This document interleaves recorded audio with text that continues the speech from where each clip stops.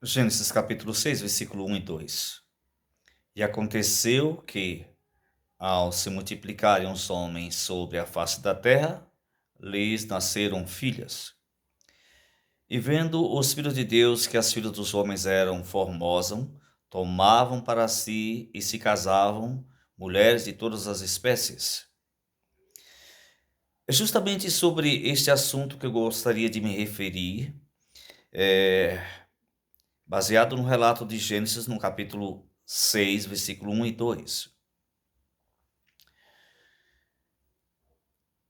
Muitos sinceros amigos, irmãos de outras denominações religiosas, com boas intenções, têm pegado esse texto e têm interpretado da seguinte maneira: os filhos de Deus, dizem eles, são os anjos que se casavam com as filhas dos homens. Será que realmente essa interpretação está de acordo com a interpretação das Escrituras Sagradas? Vamos ver, então, o texto encontrado no livro de Mateus, capítulo 22, versículo 30, aonde Jesus, em resposta aos saduceus, ele responde da seguinte maneira: na ressurreição serão como os anjos, porque não se casam e não se dão em casamento. Espera aí, eu faço aqui uma pergunta: os anjos se casam e se dão em casamento? O Salvador Jesus Cristo, ele foi bem enfático e transparente em dizer que não. Então, voltando para o texto que está escrito no livro de Gênesis capítulo 6, versículo 1 e 2, então, como é que esses filhos de Deus, que tomavam as mulheres filhas dos homens e casavam-se e davam-se em casamento, eram anjos? Oh, espera aí.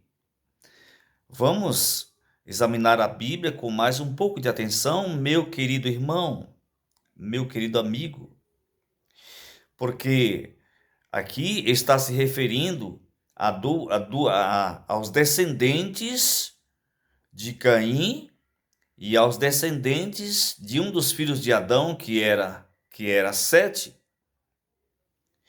Não eram os descendentes de Abel, porque Abel havia morrido e Abel não deixou descendência. Então, provavelmente aqui eram os descendentes de Sete, que era o povo realmente que invocava o nome do Senhor, seguido de Enos, que era um neto de Adão. Esses eram os filhos de Deus, que pegavam as filhas dos homens, que eram descendentes de Caim. Então, esses casamentos que aconteciam ali no relato de Gênesis capítulo 6, antes do dilúvio acontecer, eram casamentos desordenados. Quer dizer, casamentos que não estavam de acordo com os princípios da vontade da palavra de Deus. Em poucas palavras, eu quero deixar realmente aqui bem claro que esses filhos de Deus não eram os anjos, porque segundo Mateus capítulo 22, versículo 30, os anjos não se casam e não se dão em casamentos. Ok, gente? Os anjos, eles não se procriam. O cruzamento de anjos com mulheres não gera ninguém. Ok, gente? Tá claro? Espero que você possa realmente ter entendido esta mensagem e com muito amor e carinho que estou aqui trazendo para você à luz da Bíblia. E que você possa examinar o texto, assim como diz Isaías, capítulo 28, versículo 10, porque um texto com outro texto, porque é um preceito sobre um preceito, uma regra sobre regra, um pouco aqui, um pouco ali, que nós podemos então entender o texto da Bíblia.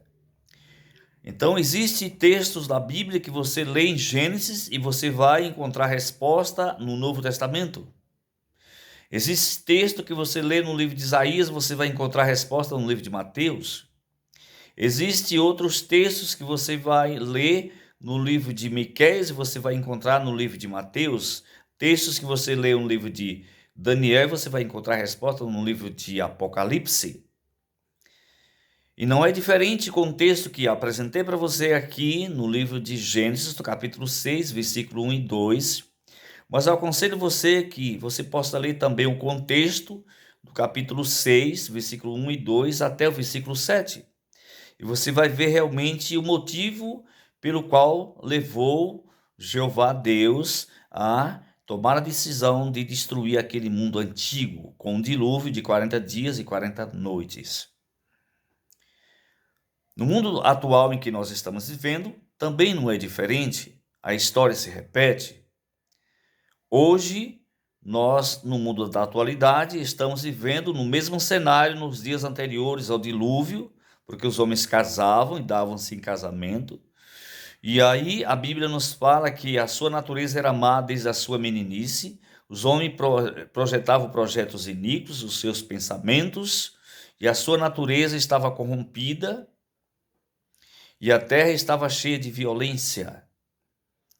E cada vez que passava o homem, a humanidade, os seres humanos estavam se distanciando do seu Criador, porque realmente não queriam dar ouvido à mensagem de Deus.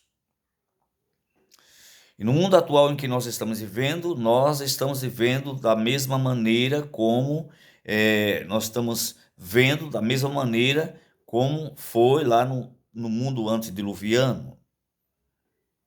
A extrema corrupção havia tomado parte daquele mundo antediluviano.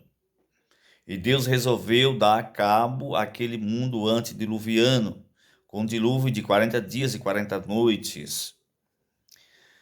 Jesus Cristo, ainda na terra, ele disse as seguintes palavras: assim como foi nos dias anteriores ao dilúvio, os homens comiam, bebiam, casavam-se e davam-se em casamento, até o dia em que Noé entrou na arca, fechada a porta, e o dilúvio veio e levou a todos. Assim será na vinda do Filho do Homem. A vinda do Filho do Homem está próxima, e será como um ladrão à noite.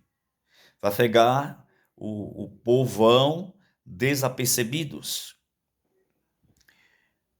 Os mensageiros de Deus estão em todas as partes, pregando a palavra de Deus em tempo e fora de tempo, avisando que o fim está se aproximando. Em todos os lugares, as redes sociais estão anunciando que Jesus Cristo está às portas. Um conselho eu dou como amigo e como irmão: examine então as Escrituras para que você possa ter um direito de vida eterna e porque Jesus está voltando. Mateus capítulo 5 e o versículo 39. Deixo esta mensagem para você, meu querido amigo, meu querido irmão, minha querida amiga, minha querida irmã, e que você possa realmente fazer uso dessa palavra e que você possa também transmitir a outras pessoas, aos seus amigos nas suas redes sociais, e que você possa deixar realmente um joia, curta essa mensagem, deixe o seu comentário e compartilhe com outras pessoas a fim de que a palavra possa alcançar outras pessoas também. Maranata, o Senhor logo vem.